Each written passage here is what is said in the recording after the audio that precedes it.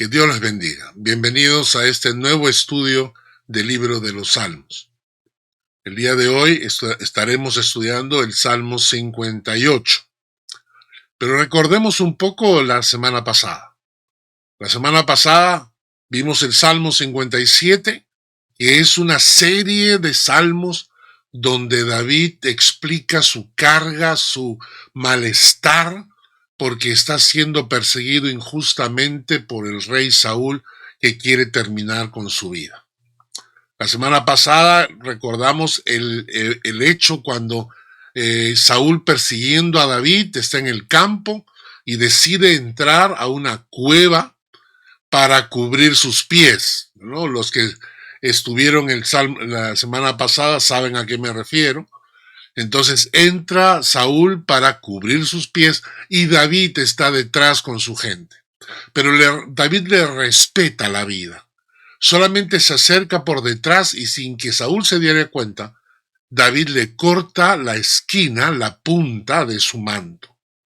Cuando Saúl termina de hacer sus necesidades y sale y se va, sale David de la montaña en la cueva y le dice: Saúl, Saúl, mira, tengo la punta de tu manto, pude matarte, pero no te maté porque respeto tu vida. En ese momento Saúl se da cuenta de que David no lo quiere matar, que no lo está buscando para matarlo, y que el malo de la película es el mismo Saúl, que él sí lo está buscando para matarlo. Y entonces Saúl lo único que le pide a David es: David, por favor, prométeme que cuando Dios te haga rey, no matarás a mi descendencia. Y entonces ahí comprendemos el por qué Saúl lo estaba persiguiendo a David. Porque Saúl sabe que David va a ser el próximo rey. Saúl sabe que Dios lo ha desechado a él como rey por desobediente y que se ha buscado otro que lo va a sustituir, y el sucesor es David. Y Saúl tiene miedo de que, siguiendo las costumbres paganas de los pueblos aledaños, cuando David llegase a ser rey, entonces era la costumbre que el nuevo rey exterminara a toda la familia y a toda la descendencia del rey anterior, para no correr el riesgo de que luego traten de recuperar el trono. Entonces Saúl tiene ese miedo de que David vaya a matarle a toda su descendencia cuando él llegue a ser rey. Y entonces por eso lo estaba persiguiendo. Y en ese momento Saúl le pide a David y le dice: David, por favor, no lo hagas, no, prométeme que no vas a matar a mi descendencia. Y David lo hace. David le promete que no va a tocar a su descendencia. Y entonces Saúl se retira con sus 3,000 hombres, se retira y regresa a su ciudad. La pregunta es: ¿terminó esto el conflicto con David? No. Porque después de la muerte del profeta Samuel, por alguna razón, Saúl vuelve a la carga y vuelve a perseguir a David. Esos salmos nos muestran estas etapas de la vida de David. Etapas de angustia, etapas de dolor, etapas de frustración. Pero hemos aprendido mucho en los últimos salmos. Hemos aprendido desde el salmo, por ejemplo, el Salmo 51. Quiero que me acompañen y vamos a repetir algunas cosas que hemos aprendido. En el Salmo 51, David nos enseñó a pedir perdón. Ten piedad de mí, oh Dios, conforme a tu misericordia. Conforme a la multitud de tus piedades, borra mis rebeliones.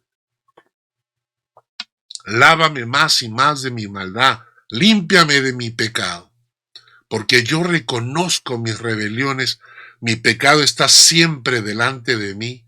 Contra ti solo he pecado y he hecho lo malo delante de tus ojos, para que seas reconocido justo en tu palabra y tenido por puro en tu juicio.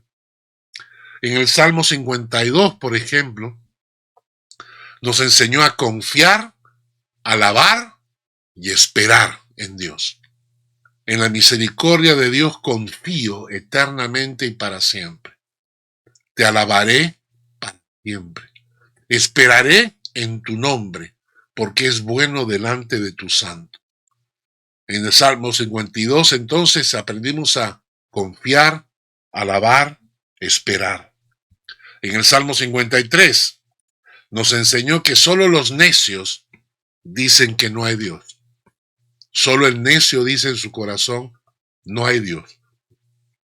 Y por eso se han corrompido, hacen maldades abominables, no hay quien haga el bien. En el Salmo 54 nos enseñó que Dios es el que nos ayuda y está con los que sostienen nuestra vida.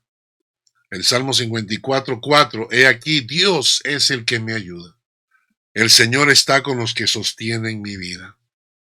También en el Salmo 54 nos enseñó a ofrecer voluntariamente alabanza a Dios. Voluntariamente sacrificaré a ti. Alabaré tu nombre, oh Jehová, porque es bueno, porque Él me ha librado de la angustia.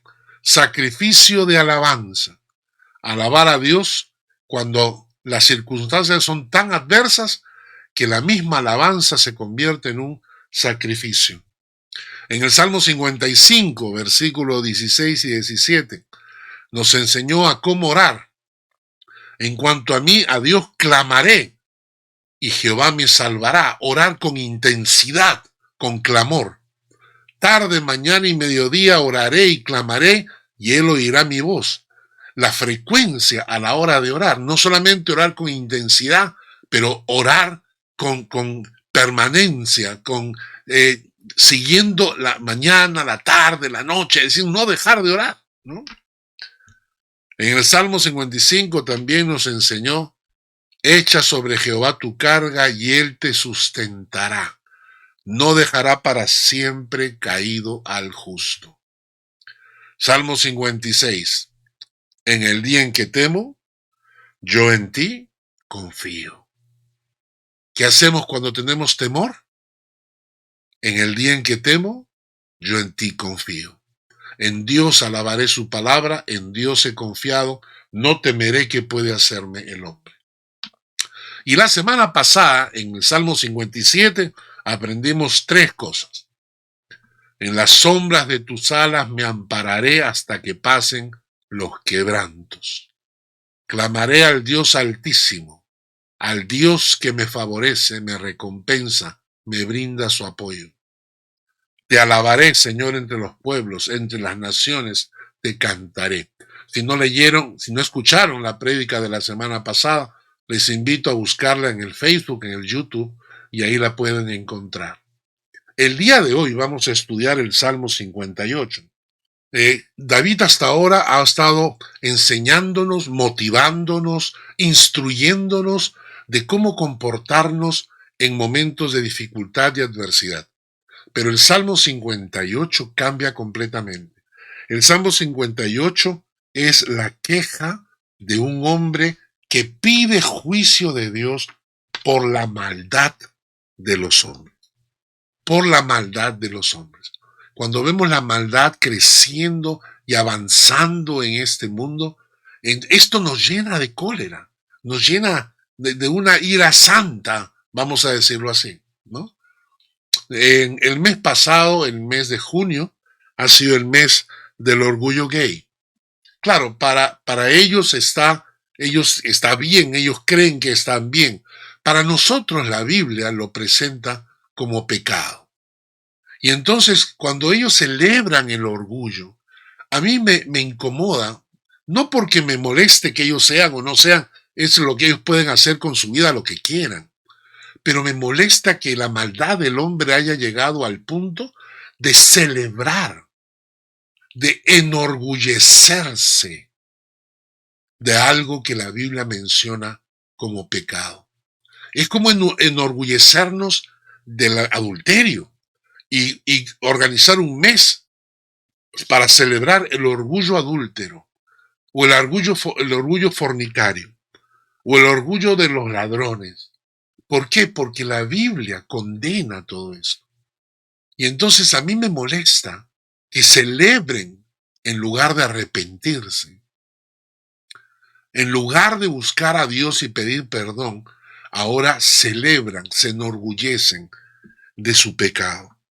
Y lo más triste de todo es que utilizan el arco iris.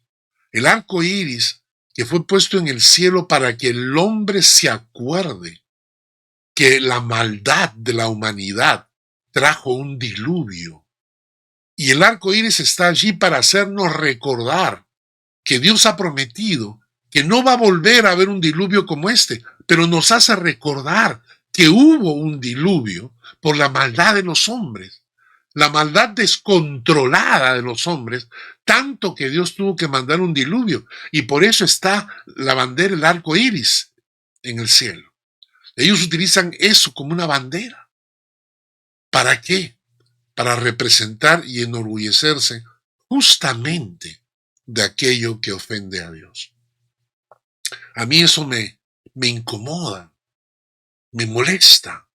Me molestan los gobiernos injustos que roban, que le quitan el dinero a su propia gente. Me molesta la gente que utiliza la política de forma mentirosa. Me molesta que haya tanta maldad metida entre los políticos. Me molesta que haya tanta publicidad a favor del homicidio de niños que no han nacido, el aborto. Me molesta que esos niños no puedan defenderse y que haya gente que salga en las calles, madres que salgan en las calles a enorgullecerse de que asesinaron a sus hijos en su vientre. Y todas estas cosas me molestan. Por eso el Salmo 58 para mí no es extraño, porque el Salmo 58 es la voz de alguien que está enojado con la maldad de los hombres y pide juicio de Dios. David pide juicio de Dios. ¿Y por qué?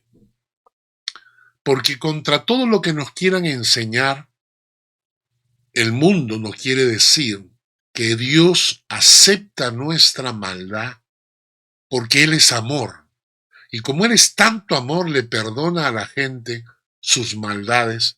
La Biblia no dice eso. La Biblia dice en Proverbios 11:20 que abominación son a Jehová los perversos de corazón, mas los perfectos de camino les son agradables. Esto es lo que dice Dios, que Dios abomina la perversidad del corazón. Así que nos vamos al Salmo 58. Y la primera cosa de la cual David se queja en el Salmo 58 es que el hombre es por naturaleza injusto. En Salmo 58, versículo 1 y 2. Oh congregación, ¿pronunciáis en verdad justicia? ¿Juzgáis rectamente, hijos de los hombres? Antes en el corazón maquináis iniquidades, hacéis pesar la violencia de vuestras manos en la tierra. La verdad es que los seres humanos por naturaleza somos injustos, o mejor dicho, juzgamos de acuerdo a nuestra conveniencia. Es decir, juzgamos para proteger nuestro comportamiento, ¿no es cierto? Voy a darles un ejemplo. Un juez acaba de pasar por un divorcio.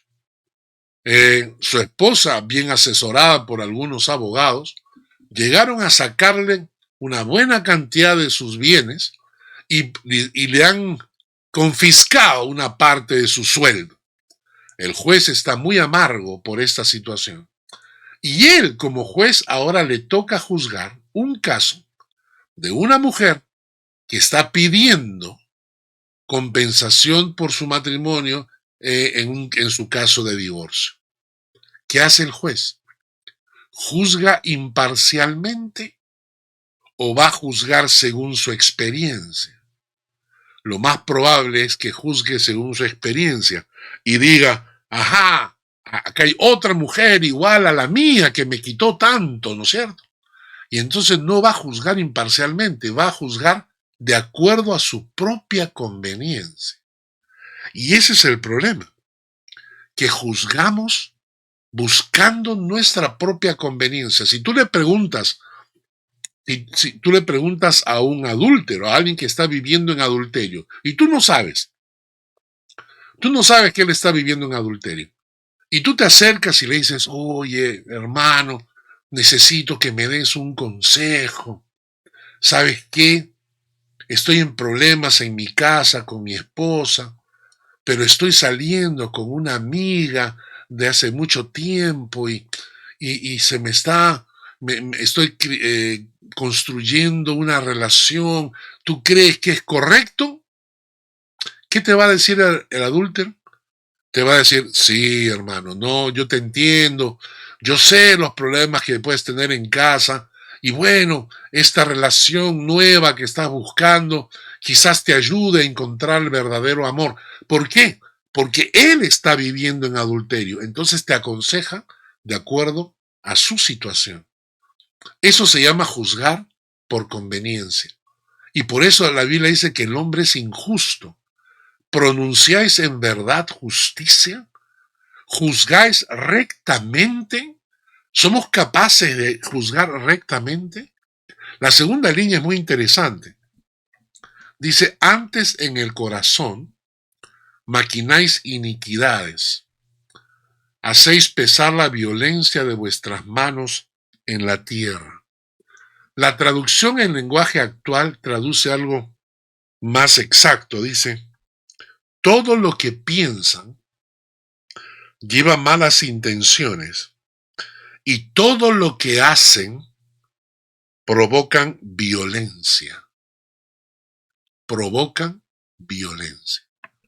Es así, cuando los jueces juzgan mal, muchas veces se consigue la violencia de los afectados. Así es. En Estados Unidos, hace unos años atrás, un hombre de color, Rodney King, fue detenido por la policía, lo bajaron del auto y lo comenzaron a golpear en el piso y lo mandaron al hospital. Es decir, prácticamente casi lo matan. Un transeúnte lo filmó todo. Los policías no se dieron cuenta de que este transeúnte lo estaba filmando todo. Este moreno llegó al hospital abollado, golpeado, lleno de moretones, y entonces empezó un juicio contra los policías. Se presentó el video como evidencia. El juez, por alguna razón, determinó que los policías eran inocentes, que lo habían golpeado en defensa propia, cuando el video indicaba con claridad que el hombre no se estaba ni defendiendo ni nada, lo estaban golpeando entre varios. ¿Cuál fue el resultado de esto? Cuando el juez determina que los policías eran inocentes, la injusticia cosecha violencia. Y durante 5 días en Los Ángeles hubieron destrozos, la gente salió a las calles a quejarse, a quemar autos, hubieron 50 muertos, 2,000 heridos, numerosos arrestos, más de 7,000 incendios y 1,000 millones de pérdidas en daños materiales. La injusticia trae violencia. Interesante, ¿no? Todo lo que piensan lleva malas intenciones, todo lo que hacen provoca violencia. Y cuando tú ves las injusticias, ¿no te dan ganas de pedir juicio de Dios? Cuando ves una injusticia contra ti, ¿no te dan ganas de pedir juicio de Dios? ¿Qué piensa Dios de las injusticias? Es simple. Porque abominación es a Jehová tu Dios cualquiera que hace esto, cualquiera que hace injusticia. Malaquías dice, vendré a vosotros para juicio, seré pronto testigo contra los hechiceros y adúlteros, contra los que juran mentira, los que defraudan en su salario al jornalero, a la viuda y al huérfano, los que hacen injusticia al extranjero, no teniendo temor de mí, dice Jehová de los ejércitos. Dios aborrece la injusticia. Para Dios, la injusticia es abominación. Entonces, la pregunta es esta. ¿Qué debemos hacer con esta información? Y tengamos cuidado, hermanos, porque yo lo he visto al interior de la misma iglesia. Así es. Muchas veces yo veo a los hermanos en la iglesia discutiendo con una falta de justicia, es decir, hacen juicios de acuerdo a su propia conveniencia.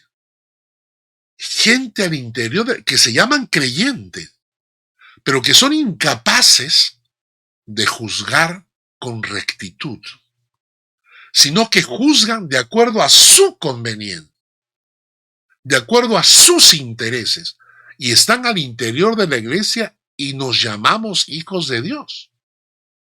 Y yo le preguntaba, Señor, ¿qué debemos hacer? Y la única respuesta que tengo a esto es que si usted es un auténtico hijo de Dios, no se deje llevar por esos juicios injustos, porque Dios abomina todos los juicios injustos. Entonces pídale al Señor un corazón recto para juzgar. Hay un salmo que a mí me encanta, que está el Salmo 51. Dice, crea en mí, oh Dios, un corazón limpio. Renueva un espíritu recto dentro de mí. No me eches de delante de ti y no me quites de mí tu Santo Espíritu. Vuélveme el gozo de tu salvación y espíritu noble me sustente.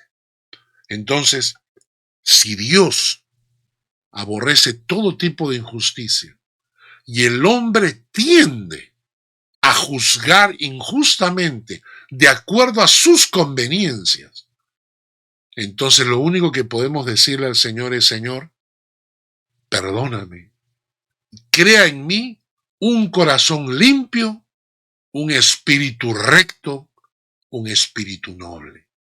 Crea en mí, oh Dios, un corazón limpio, un espíritu recto, un espíritu noble, porque yo no quiero ser como la gente del mundo. Yo quiero juzgar como Dios juzga. Y por eso solamente podré hacerlo cuando mi corazón haya sido transformado de acuerdo a la justicia de Dios. Sigamos con el Salmo 58. En el versículo 3, David, la segunda cosa que le molesta, la primera es que el hombre juzga según su conveniencia. La segunda cosa es, el hombre es malo desde la matriz. En el Salmo 58, el versículo 3 nos dice, se apartaron los impíos desde la matriz. Se descarriaron hablando mentira desde que nacieron. La verdad es esta, aunque el humanismo nos ha querido convencer de que el hombre es bueno, en el fondo es bueno, pero que la sociedad lo corrompe, lo que la Biblia enseña es que el hombre, desde antes de nacer, en la propia matriz, ya lleva la maldad heredada del pecado de Adán. Y que cuando nacemos, si bien es cierto, parece el niño tan inocente y tan bueno, lleva la maldad dentro y apenas pueda va a florecer. Por eso es que el niño, si rompe algo y le llama la atención, lo va a negar. El otro día veía yo una un video en el internet donde una niña le juraba, escúchenme bien, le juraba con lágrimas a sus padres que su muñeca Barbie la había obligado a usar el esmalte de uñas de su mamá para pintarse las uñas. Pero ustedes tenían que ver a la niña. La niña lloraba porque ella la habían acusado falsamente porque ella no era culpable.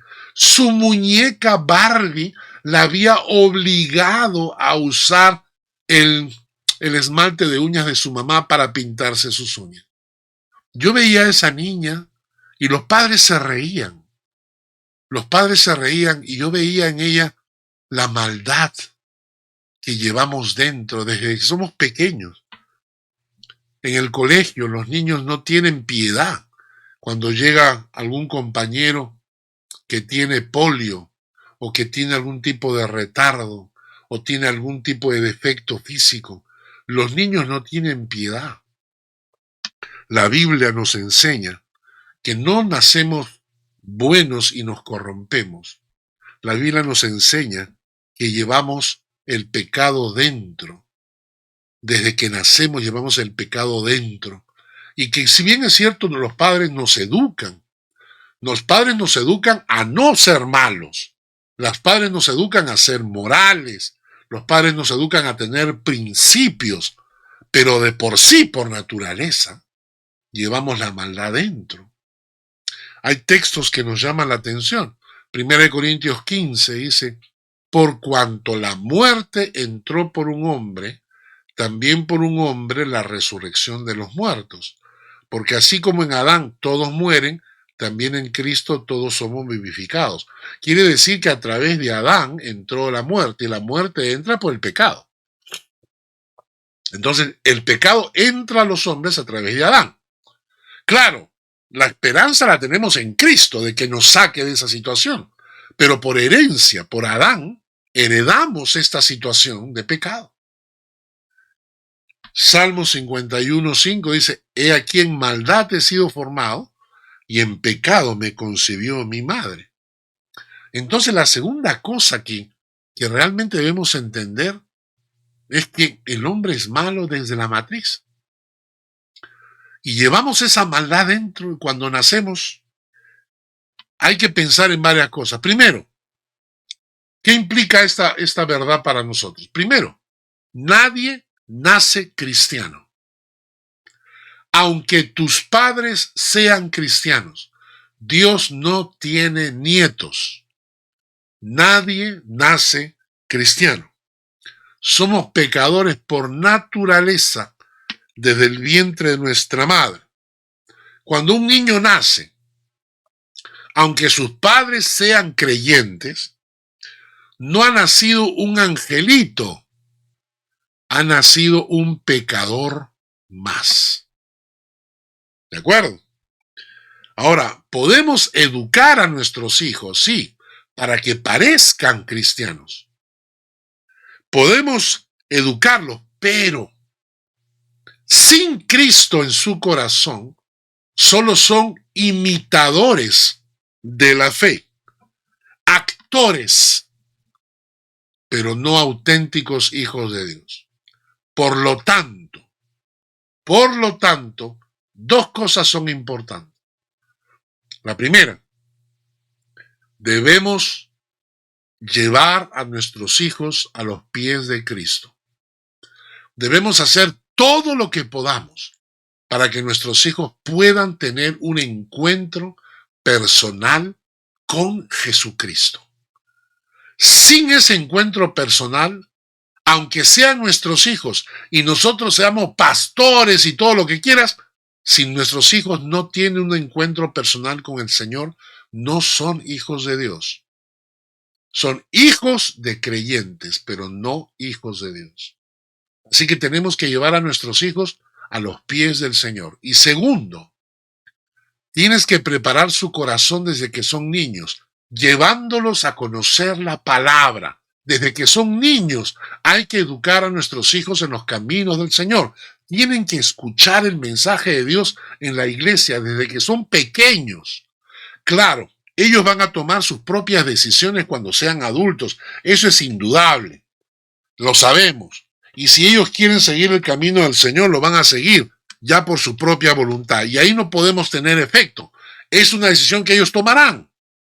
Pero nosotros desde niños los instruimos en los caminos del Señor. Entonces estas dos cosas hay que hacer. Por el hecho de que nacemos con el pecado desde el vientre de nuestra madre, por herencia, es que nuestros hijos tenemos que llevarlos a los pies del Señor e instruirlos en los caminos de Dios para que en algún momento pueda la palabra tocar sus corazones. La decisión será de ellos después. Ya no puedo hacer nada al respecto. Pero yo hice mi parte como padre. Tercera cosa que aprendemos en el Salmo 58.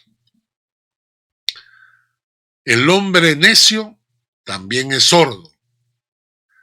Versículos 4 y 5 dice: veneno tienen como veneno de serpiente. Son como el áspid, sordo que cierra su oído, que no oye la voz de los que encantan, por más hábil que el encantador sea.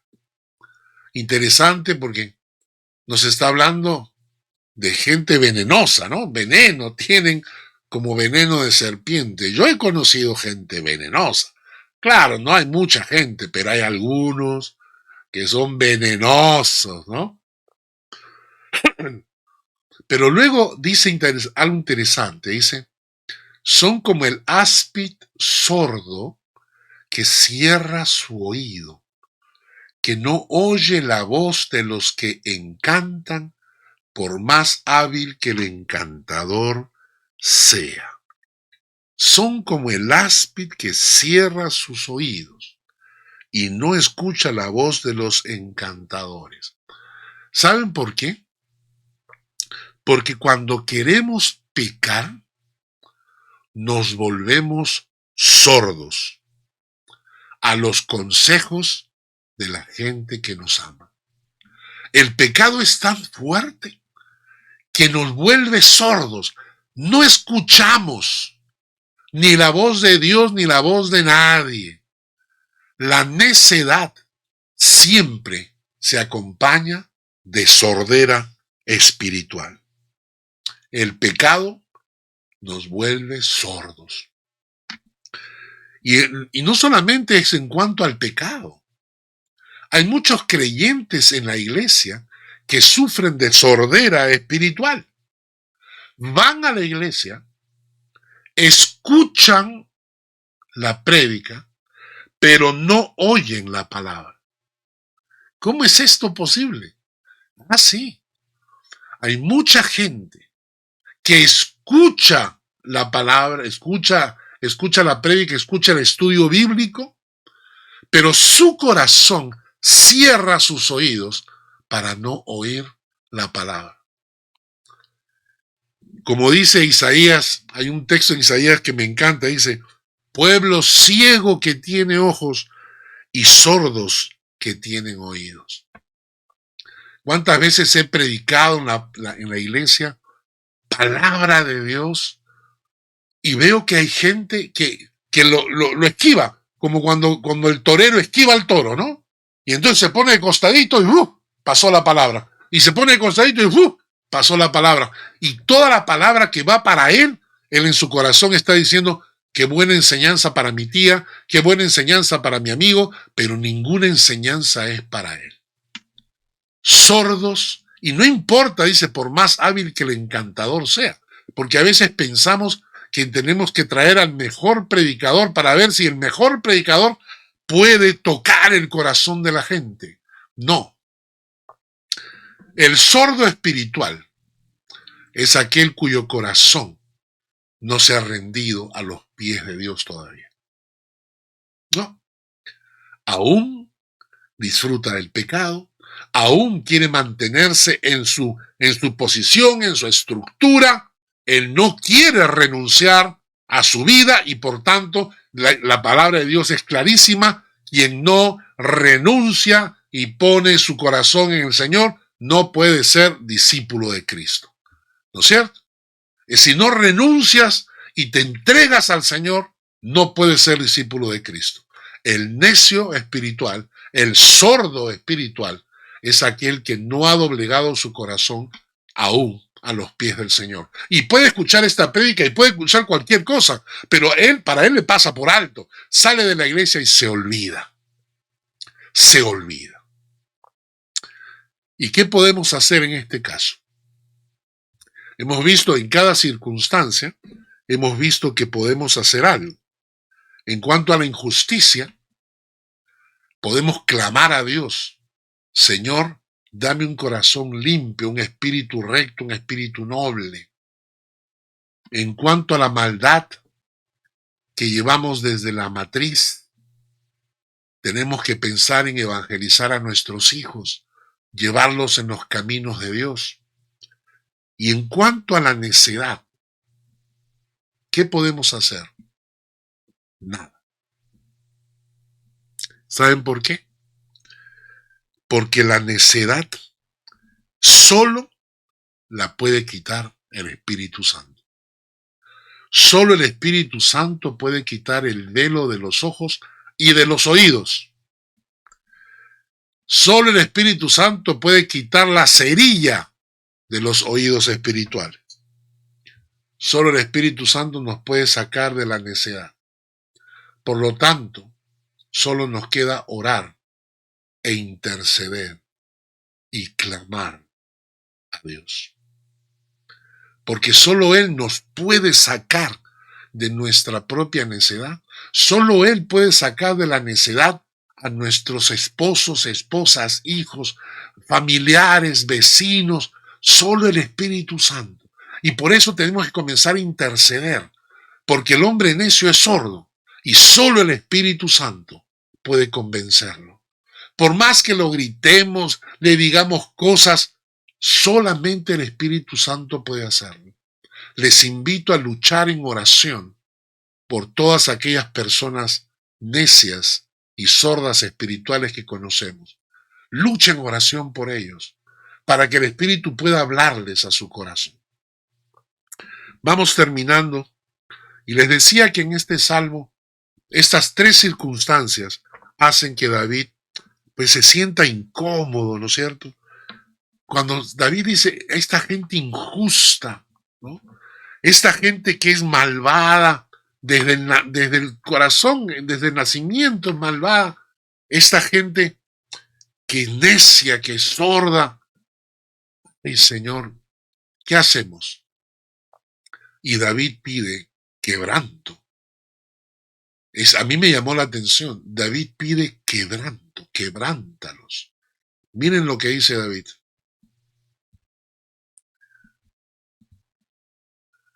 Oh Dios, quiebra sus dientes en sus bocas. Quiebra, oh Jehová, las muelas de los leoncillos. Sean disipados como aguas que corren cuando disparen sus saetas. Sean hechas pedazos.